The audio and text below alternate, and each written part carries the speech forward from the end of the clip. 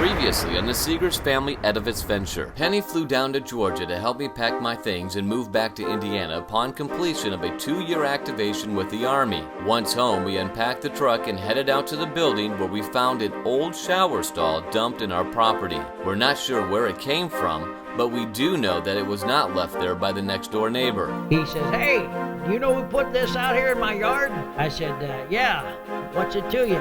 "I put it there." He said, "Well, come over and get this piece of you-know-what out of my yard." I changed my tone of voice real quick and told him, not really. Our daughter Jory came up with a great plan to reuse it. This little pond that looked just like the shower in our yard, but it was all dressed up with rocks and flowers and lily pads, and it had a little waterfall. So I mentioned to my dad, I was like, "Why don't we do that?" Once the pond was set, we started replacing the shutters with energy-efficient windows, while Gwen's supersonic ears Wait, listen! detected the presence of a family of flying squirrels living in our future kitchen. Penny came up with a way to reuse the shutters. I thought it would be very cool to use them as wainscoting to cover up the concrete footers in the greenhouse. We also upped the security a tad with a new steel door, and the back neighbor had questions about the property lines, which I was able to answer. We also received sticker shock to the cost of moving the same neighbor's electric, gas, and phone utilities off of our property, and we looked into the cost of removing several trees. Just when it seemed we were up to our eyeballs in future bills, Penny discovered the Habitat for Humanity Restore to help keep our project budget in line. And just when we had enough drama, a tragic fire burns dangerously close. So our story continues. And so does the drama. The drama that we never wanted to be a part of, but due to our geological proximity in the neighborhood, it was unavoidable. We originally were going to omit it from our documentary, but unfortunately, the drama began to affect our project. So to give you a better idea of the political atmosphere of the neighborhood, we've built this diorama box to give you a bird's eye view of what's really going on. Skycam, please. And we're going to do it in 90 seconds. We are literally in the middle of it all, with the east and the west neighbors leading a crusade to make VIM move. To the south of us is VIM. VIM is a local wood recycler that takes all the wood waste from the RV industry and turns it into animal bedding. And they also take trees and brush and turn it into mulch. We have heard claims of fugitive wood dust infiltrating surrounding properties, causing various problems, none of which we've experienced, and no one is able to show us proof they exist. Many of the claims seem far-fetched and unbelievable. When we bought the building, we were aware of VIM and we didn't have a problem with their location. They're only a few hundred meters off of our property. If we did have a concern, we wouldn't have bought it. Unlike the neighbors to the east who closed on their home only a few weeks before we did. If they have such concerns with VIM, why would they buy a property that borders it? Besides, his parents are the neighbors to the west who have lived in the neighborhood for a while. Again, begging the question, why would the neighbors to the east buy a home next to VIM? So we were getting drama from the east and drama from the west, but we never heard anything firsthand from VIM from the south. So we requested to meet with Ken Will, the owner of VIM, so we could ask him the tough questions we wanted answered. Mr. Will met with us and he answered all of our questions to our satisfaction. The east and west neighbors certainly have a right to their opinion about VIM. We also have a right to ours. While we respect their views, they neither like nor respect ours, and that's the drama of it. Stay tuned to the Seegers Family Edifice Venture. When we return, we'll pick up where the drama left off. The fire. Well, we got 4 kids, a cat, and a dog, and we're looking for an open space where we can stretch our legs and start a new life and build us a greener place. Our structure stood with no inner walls and a big hole in the roof. Now it's hard to build the American dream, and brother, this is living proof. A giant labor of love is falling down on County Road 1. But with TLC and nature's harmony, we can keep it from a coming undone. Seegers Family Edifice Venture, a practical way to go green. Seegers Family Edifice Venture, show you something that you've never scene.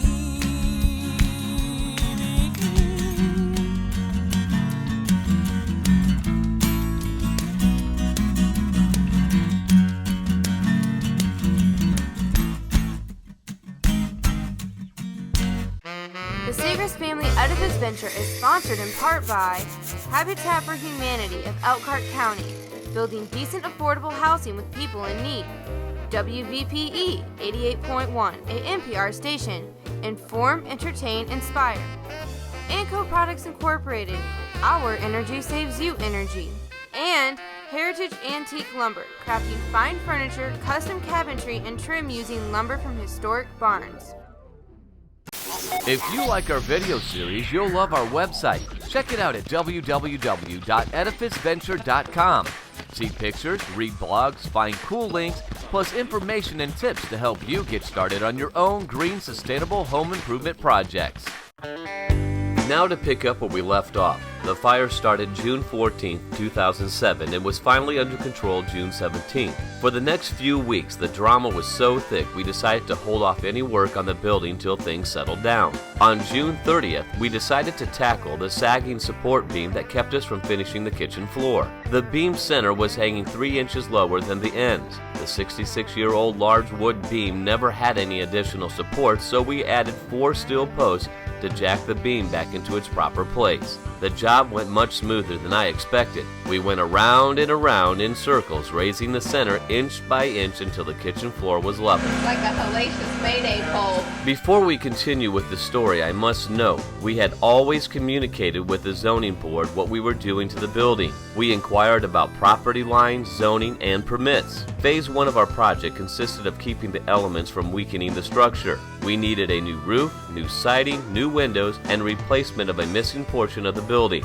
When we asked about the permits, we were told that we didn't need any as long as we were not changing the appearance of the building. Example, adding a garage that never existed would be changing the appearance. After double checking to make sure we understood everything, we spent the next few weeks preparing for our next project. On July 16, 2007, Ian and I picked up another cold pack and took it to the house. The stockpile of discounted lumber was accumulating quickly. Thank goodness the building is so large.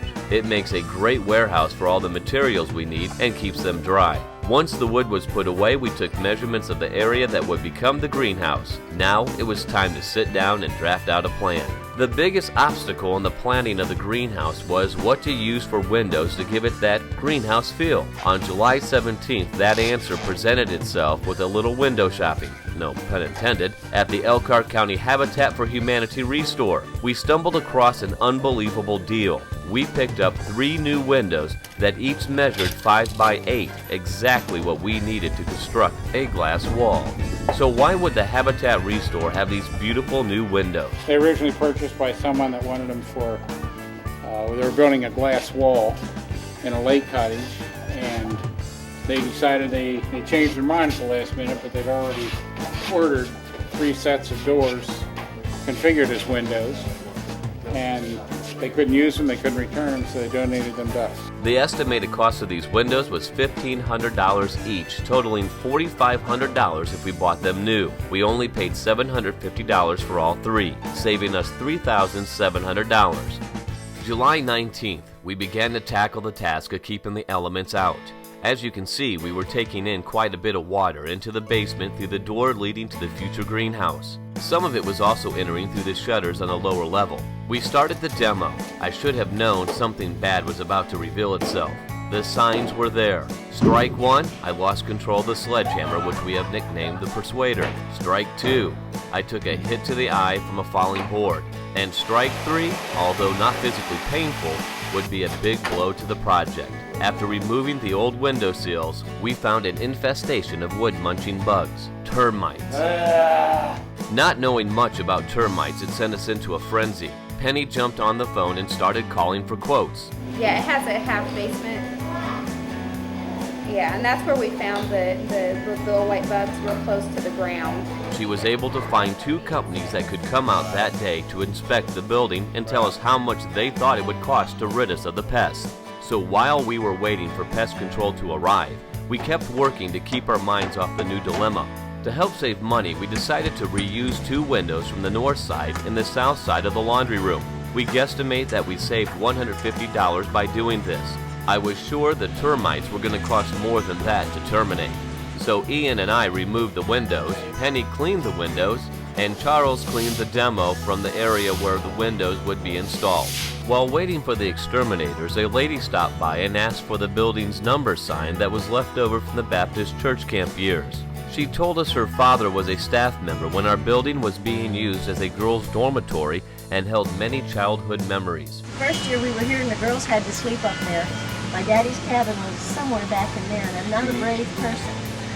But there was a flying squirrel got loose. Yeah, we had and some they in your woke room. me up. They woke me up and asked me would I walk and get my dad. So Gwen wasn't the first person to have an encounter with flying squirrels in our building. Shortly after the lady left, the exterminators arrived one by one. We learned a lot about termites. First, termites don't live in wood. They chew it up and take it back to their colonies underground. Second, wood must be damp for them to chew it. Third, termites have no exoskeleton, so they die quickly when exposed to direct sunlight or air. If they can't get to the wood from the ground, they will build mud tubes to reach the wood they want to munch on. We found mud tubes in the basement, but luckily the tubes were no longer being used by the critters. The only activity was under the windowsills where water was leaking into the building. The best way to get rid of the termites was to stop the water from getting the wood wet. By the way, the quotes? To have a company treat the problem, around $1,500. That was $1,499 more than I had. Daylight was now running short, so we picked up the pace. We were sure to frame the windows with green treated wood to help detour any new infestations in the building. This was the first step in ridding the building of termites. Once an opening was framed, we installed a reused window. The cheapest thing of the day. Coming up on the Seegers Family Edifice Venture, we put a stop to the water causing the termite trouble, start siding, and get ready to frame the greenhouse. 88.1 WVPE Public Radio is a vital communication resource that strives to inform, entertain, and inspire. National Public Radio is an internationally acclaimed producer and distributor of non-commercial news, talk, and entertainment programming. WVPE serves local listeners with a distinctive blend of national and local programming and annual events. In 2008, WVPE launched a sustainability initiative which includes green events and programs. Learn more at WVPE.org. Since the early 1960s, texture-fine insulation has been an environmentally friendly product. Our unique process diverts millions of pounds of fiberglass scrap from landfills each year. Today, high-quality standards have made Anco Products a world-class industry leader in high-tensile strength, resilient insulation products. Anco products include laminated metal building insulation, Insulated flexible duct system, and indoor air quality, Green Guard certified texture-fine insulation. Green isn't a new initiative. We started in the 60s. Enco Products, our energy saves you energy. July 20th, 2007, we took a day to clean up. We like to keep our site clean. It helps in the overall organization of our project. I went through all the demoed wood to separate the reusable from the unusable. Any wood that could not be reused was put into a pile to take to the dump. Wood like the door and shutters were put in the basement for reuse. At the same time, Penny got a good jump start on prepping the greenhouse area for reconstruction. With several years of vegetative growth and a mix of leaves, shingles, and dirt, it was definitely going to take a day or two to complete. We noticed we were starting to accumulate quite a bit of metal waste. So we decided to go ahead and tear out some of the ductwork. This was a good thing. Steel and aluminum is a sustainable material that can be sold for money. Anything we can keep from taking to the landfill, which is an expenditure, and recycle for money helps to keep us within our budget. July 22nd, Jim and I demoed 2 more ground level shutter windows. Normally I would reuse a lot of these boards, but I'm not going to. That's why I'm being a little more rough with them because of the termite problem. I found some more over here.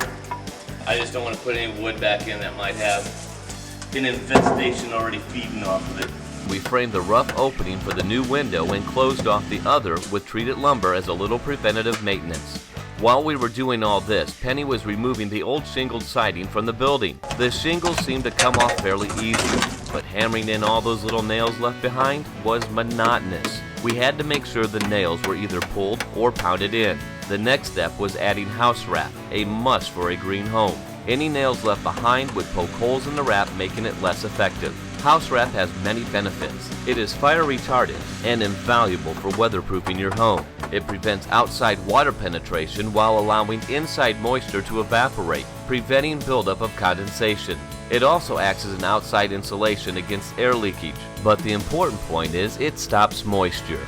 And we know moisture creates wet wood that attracts termites, thus being step 2 of our war against the bug. July 27th, we are tipped off by Roger Thompson, who sold us the building, that a salvage store has a surplus of cement fiber siding, and they're selling it for $2 a plank. It's the same color that we had ordered from a popular home improvement center. The home improvement center went at $9 a plank. We'll take the $2 a plank. They had 52 planks in the color we wanted. In addition, they had another 152 cement fiber siding planks that we bought the next day. The only problem? They were not in the color we wanted. But that's not a big deal because you can use an acrylic paint and paint over this.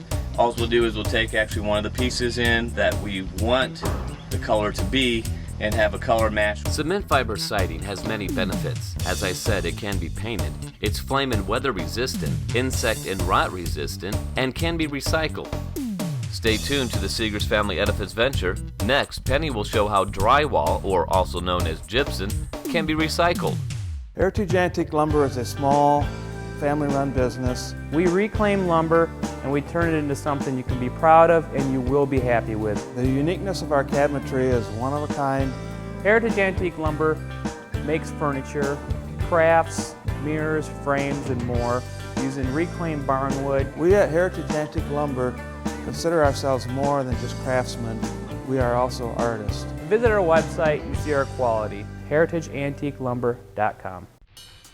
July 30th, Warren and I stayed up late tearing out old drywall. While loading the drywall onto the trailer, we wondered if there was any alternative to taking it to the landfill. After some research, we found none, so the next day we made a landfill run. However, later we did find such a place almost in our own backyard. Due to the neighborhood drama, we had requested a meeting with VIM owner Ken Will. While talking with Mr. Will, we were surprised to discover that he had been recycling drywall for several years at his plant in Goshen, Indiana. With our interest piqued, we wanted more information and requested a tour of the facility. On December 28, 2007, we took the tour. Hey, I'm over here to see what you do with recycled drywall. I didn't even know you could recycle drywall. Yeah, we recycle drywall into agricultural soil amendment. It's used by farmers. They take the gypsum that we recycle out of the wallboard here, and it's used to help make the crops grow better on various farms. So how do they take the gypsum out of the drywall to use as the soil aggregate? Mr. Butler explains.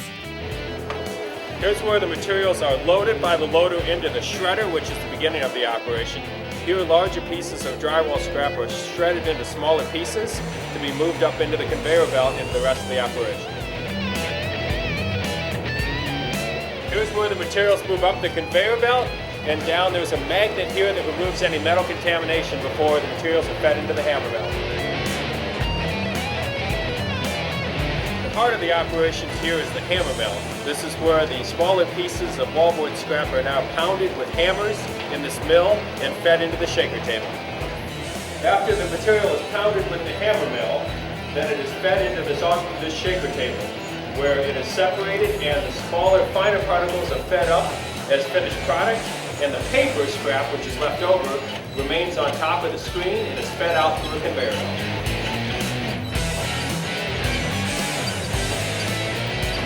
Here's where the final paper comes off the conveyor belt right here to be sent to our composting operations. And over here is where the final finished product comes off the auger screw to be used as an agricultural soil amendment. And here's our finished product. Their product is so well liked that as soon as the processed gypsum is ready, a distributor is there to pick it up. And this is one of our large distributors out of Ohio. This is Neoport Farms. He's an agricultural supplier. He supplies farmers the finished processed gypsum. Now, does he use the finished processed gypsum himself as well? He does. They've used it on their own farm. He got into the business because of the success that they've had on their own farm. Neoport Farms had tremendous success using gypsum over a period of 3 years. They had opened up some drainage tiles that hadn't been opened for almost 50 years. So how does gypsum improve the quality of soil that has a lot of clay? The owner of VIM Recycling explained to me how the process works. Clay is a compacted soil, and clay has a tremendous runoff, and that's why you have such erosion with clay. But if you've got gypsum, it's going to start forming a whole millions of aggregates. Looking through a microscope, you're going to see where there's air and water can start getting down in these aggregates that are pulling apart. So it aerates. Aerates. And it aerates and then lets the water seep through. And then if you can break a hard pan, as Neoport's said, they got field tile for 30 years that didn't drain, and now it's breaking the hard pan and getting all the way down that maybe 30 inches. And it lets the water flow through, so it just keeps up moisture in the soil, and those roots just go deep. And that's where the 25% growth factor comes in, because those root stems of those corn stalks are just tremendously deep. Even if they have a drought, theirs is going down into that moist soil, and gypsum has a tendency to hold moisture. And that's why people like your product better. Ours has been ground up into a 200 mesh slurry at the wallboard plant.